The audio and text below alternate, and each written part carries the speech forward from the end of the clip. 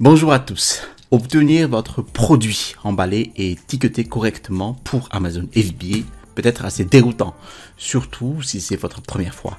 Alors aujourd'hui dans cette vidéo, nous allons parler de la façon d'emballer et d'étiqueter correctement vos produits du début à la fin. Ainsi, votre stock en fait ne sera pas rejeté ou soumis justement à des frais de pénalité. Donc ici, avant de commencer, laissez-moi me présenter. Alors, pour les nouvelles personnes sur cette chaîne, bienvenue. Je m'appelle Télimax, je suis un vendeur professionnel sur Amazon et j'enseigne sur cette chaîne les techniques et les stratégies de l'e-commerce qui consistent en fait à générer des revenus croissants et récurrents avec le business model Amazon FBA et le Private Label. Alors si vous êtes nouveau sur cette vidéo, alors je vous invite à vous abonner en cliquant sur le bouton s'abonner situé en dessous de cette vidéo pour ne pas rater les prochaines sorties vidéo. Et je vous invite aussi à cliquer sur le bouton j'aime pour l'algorithme de YouTube. Donc la première chose à faire est de cliquer sur ce bouton j'aime pour l'algorithme de YouTube. Alors je l'apprécierais vraiment. Et puis, jetez un œil en fait aux directives d'emballage et d'étiquetage d'Amazon afin que nous puissions en fait les suivre. Maintenant, il est ici important qu'une fois que vous avez décidé de la manière dont vous souhaitez emballer vos produits, eh bien, vous allez vous référer à ces directives pour vous assurer que vous suivez ce qui est prévu pour votre type d'emballage. D'accord? Alors, les liens URL des sites web que je vais vous montrer ici, donc la plupart sont sur Amazon, sont directement accessibles en description de cette vidéo, qui est très important pour suivre justement ces directives-là. Alors, maintenant, les principaux types d'emballage que vous allez rencontrer sont une boîte, un sachet en polyéthylène ou un blister, d'accord? Lequel choisissez-vous pour votre packaging qui convient justement au produit en ce qui concerne sa protection contre les dommages, la conservation de tout le contenu et aussi l'expérience de déballage au niveau du client. Par exemple, une boîte, peut-être une boîte en carton ordinaire, générique, ou une boîte conçue sur mesure. Alors, si vous pensez qu'un emballage conçu sur mesure ajoutera de la valeur à votre produit, vous devriez l'envisager. Alors, les produits qui n'ont pas besoin d'être emballés dans une boîte peuvent être placés dans ce qu'on appelle un sac en polyéthylène. Alors, il existe des sacs génériques en poly transparent uni et des sacs de créateurs, des sacs avec aussi des cartes de remerciement. Ce sont des cartes à insérer dans le packaging pour y ajouter de la valeur, d'accord? Et puis, il y a des blisters. Certains produits sont mieux adaptés à ce type d'emballage. Ainsi, vous pouvez montrer le contenu comme une brosse à dents ou une paquet de marqueurs, d'accord? Ensuite, ici, nous passons par les consignes d'emballage. Alors, quel que soit le type d'emballage que vous utilisez, tout ce qui est inclus dans l'unité doit être contenu dans l'emballage. Alors, comme vous pouvez le voir ici, Amazon n'acceptera pas les articles en vrac ou si votre produit est livré justement en plusieurs pièces. Ainsi, si votre produit comporte plusieurs pièces, elles doivent être toutes contenues dans un seul emballage. Et ici, un conseil de pro, vérifiez toujours la taille globale de votre emballage afin qu'il ne fasse pas tomber votre produit dans l'échelon des frais Amazon suivants. Et comme vous pouvez le voir ici, en fait, si vous souhaitez rester dans le petit échelon de taille de petits colis, eh bien, votre produit doit respecter ces contraintes de taille, d'accord? Si votre emballage ne répond pas à ces exigences, eh bien, il vous fera passer au niveau de taille suivant, le colis standard, ce qui va augmenter vos frais. Maintenant, passons aux lignes directives des unités en boîte. Bon, maintenant, en ce qui concerne les boîtes, vous devez vous assurer qu'elles répondent à ces exigences. Vous pouvez voir ici que les unités en boîte, en fait, doivent être assicotés, doivent avoir des ouvertures ou des couvercles qui ne s'ouvriront pas facilement tout seuls, d'accord? Et si possible, il doit être scotché ou collé ou agrafé. Il ne peut pas s'affaisser lorsqu'une pression moyenne est appliquée sur l'un de ses côtés. Et si la boîte a une taille ou des ouvertures perforées, eh bien le produit doit réussir un test de chute de 125 cm de chaque côté et sur l'un de ses coins. Si le produit ne réussit pas ce test de chute, eh bien il doit être placé dans un sac en polyéthylène avec un avertissement de suffocation. D'accord ? Maintenant, passons aux lignes directives sur les sachets en polyéthylène, d'accord? Et vous pouvez regarder cette vidéo pour passer en revue en fait les détails et avec les sachets en polyéthylène, d'accord? Alors, il doit répondre à ces exigences. Maintenant, si votre produit est livré dans un sachet en polyéthylène, eh bien le sachet doit être transparent et d'une épaisseur minimum de 1,5 mm. Il doit y avoir une mise en garde de suffocation dessus.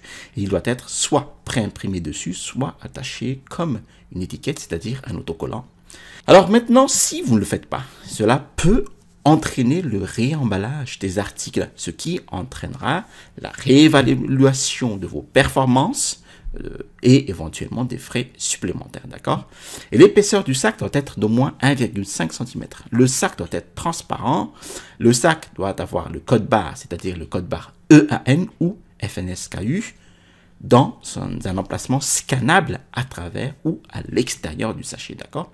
Le sachet doit être complètement étanche et le sachet ou les emballages rétractables ne doivent pas dépasser de plus de 7,5 cm les dimensions du produit, d'accord?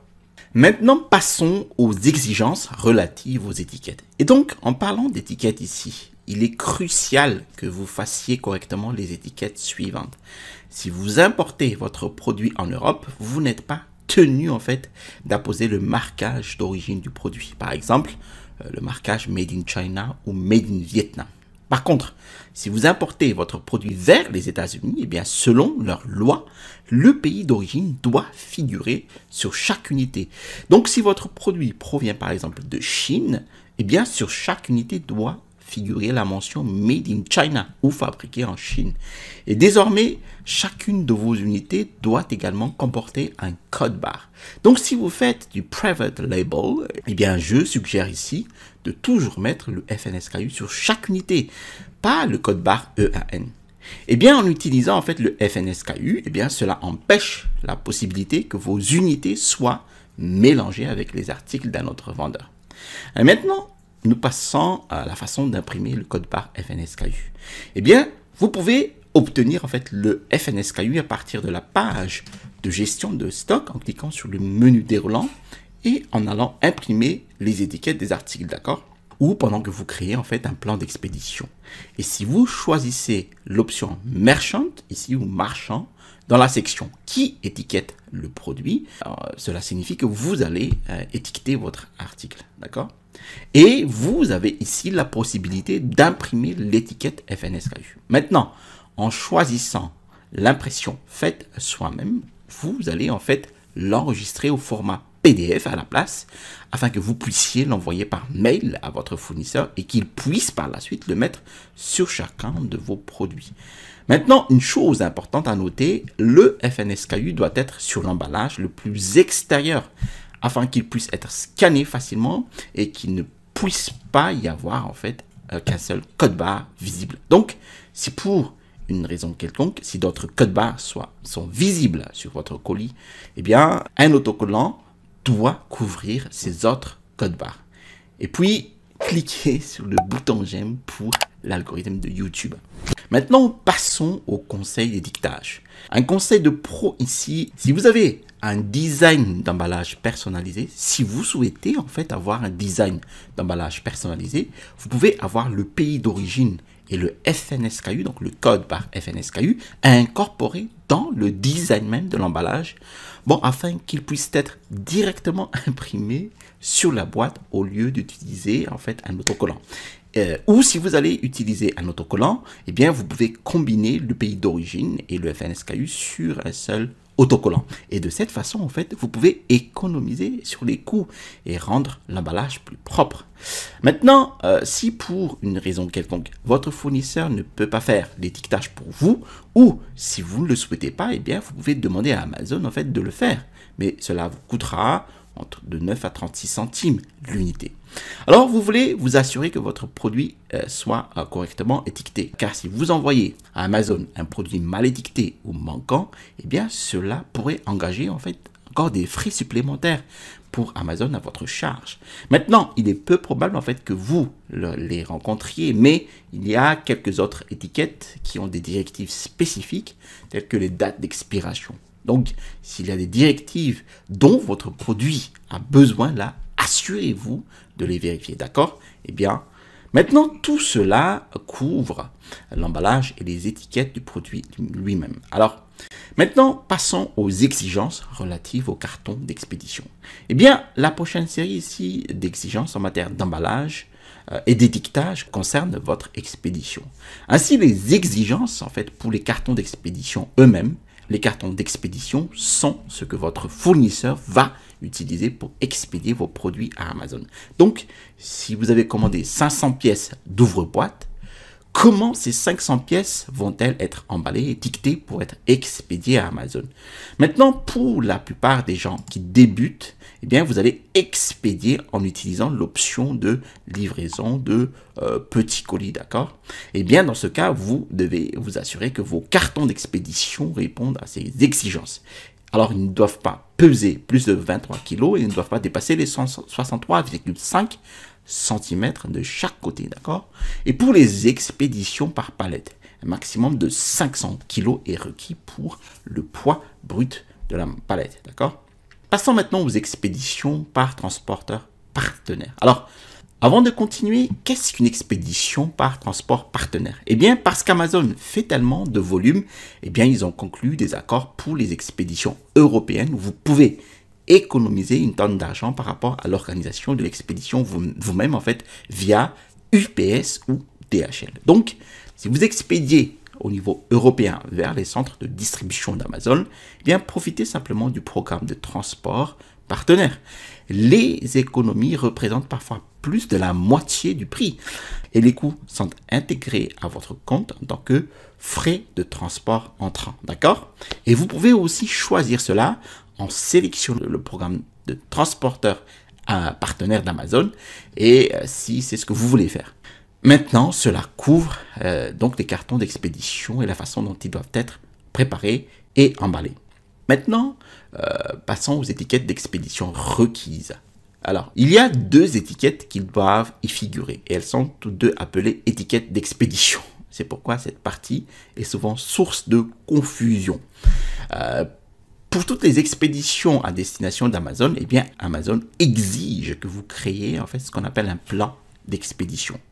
Alors, le plan d'expédition en fait permet à Amazon de définir votre mode d'expédition et le plan d'expédition vous indiquera vers quel centre de distribution expédier et imprimer les étiquettes d'expédition jointes à apposer sur les cartons d'expédition. Eh bien, ces étiquettes d'expédition Amazon servent simplement à identifier les cartons d'expédition lorsqu'ils arrivent sur Amazon, d'accord? Ainsi, ils savent en fait de quoi il s'agit et à qui ils appartiennent. Les étiquettes d'expédition Amazon n'ont rien à voir avec les expéditions physiques de vos produits. Lorsque vous avez terminé votre plan d'expédition, eh bien, vous pouvez télécharger ces étiquettes d'expédition et les envoyer par mail à votre fournisseur afin qu'il puisse les apposer sur vos cartons d'expédition. Maintenant, si vous expédiez plusieurs cartons de produits ou de quantités différentes, par exemple, vous devez vous assurer que les bonnes étiquettes soient apposées sur les cartons d'expédition correspondants afin qu'ils soient acheminés vers le bon centre de distribution, d'accord? Alors, maintenant passons aux étiquettes de transporteurs. Pour expédier physiquement vos produits, eh bien, vous devez organiser l'expédition avec un transporteur comme UPS ou DHL. Ils vont vous fournir en fait leur propre étiquette d'expédition. Ainsi, ces étiquettes doivent également figurer sur chacun de vos cartons d'expédition. Mais vous n'aurez probablement pas à vous en occuper car votre fournisseur ou transitaire en fait va organiser l'expédition et générer ces étiquettes et les placera sur les cartons pour vous. Alors maintenant, passons aux étiquettes et emballages Amazon Fulfillment, d'accord? Alors, la forme finale d'emballage et d'étiquetage et la façon dont votre produit sera expédié à vos clients. Maintenant, si vous faites du FBA, donc Amazon s'occupera de tout l'emballage et de l'étiquetage pour vous. Lorsque quelqu'un achète votre produit, eh bien Amazon sélectionne votre produit dans une étagère, le place dans une boîte d'expédition ou l'enveloppe et l'étiquette pour l'expédition. Alors, ce sont les boîtes et les colis Amazon, en fait, que tout le monde connaît lorsqu'ils achètent des produits et qui sont livrés à domicile. Alors maintenant, vous n'avez plus besoin de vous inquiéter ou de gérer une partie de cette dernière étape, donc le dernier kilomètre, d'accord? Si votre produit est fragile de quelque manière que ce soit, eh bien, vous voulez vous assurer que l'emballage que vous avez créé avec votre fournisseur est suffisant pour le protéger des dommages, même si Amazon va le mettre dans un colis d'expédition lorsque quelqu'un va l'acheter. Donc, en fin de compte, la responsabilité vous incombe toujours de vous assurer que le produit soit correctement emballé. Ainsi, il ne sera pas endommagé pendant le transport, d'accord? Merci d'avoir suivi cette vidéo jusqu'à son terme. Si vous voulez entrer en contact avec moi, vous pouvez trouver toutes mes coordonnées dans la description de cette vidéo ci-dessous. Et j'aimerais aussi entendre vos idées. Alors laissez un commentaire, une question dans la section de commentaires ci-dessous. Je réponds à chacun de ces commentaires. Et comme toujours, si vous avez trouvé de la valeur dans cette vidéo, pensez à vous abonner en cliquant sur le bouton s'abonner situé en dessous de cette vidéo pour recevoir les prochaines notifications de vidéos. Et faites-moi une faveur s'il vous plaît. Cliquez sur ce bouton j'aime pour l'algorithme de YouTube. Cela m'aide vraiment et je l'apprécierai. Et assurez-vous de sonner la cloche.